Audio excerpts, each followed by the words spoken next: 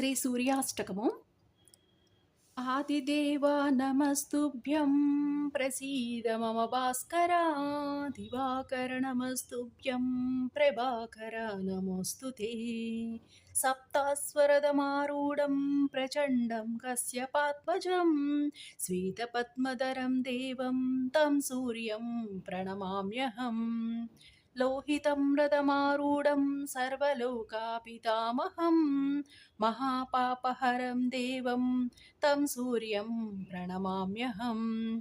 त्रैगुण्यं च महासूरं ब्रह्मविष्णु महेश्वरं, महापापहरं देवं तं सूर्यं प्रणमाम्यहं. बृंहितं तेजसां पुञ्जं वायुराकाशमेव च, प्रभुस्वं सर्वलोकानां तं सूर्यं प्रणमाम्यहं. बन्धूकपुष्पसङ्कासं हारकुण्डलभूषितम् एकचक्रधरं देवं तं सूर्यं प्रणमाम्यहं. तं सूर्यं लोककर्तारं महातेजं प्रदीपनं, महापापहरं देवं तं सूर्यं प्रणमाम्यहं. श्रीविष्णुं जगतां नाथं ज्ञानविज्ञानमोक्षदं, महापापहरं देवं तं सूर्यं प्रणमाम्यहं.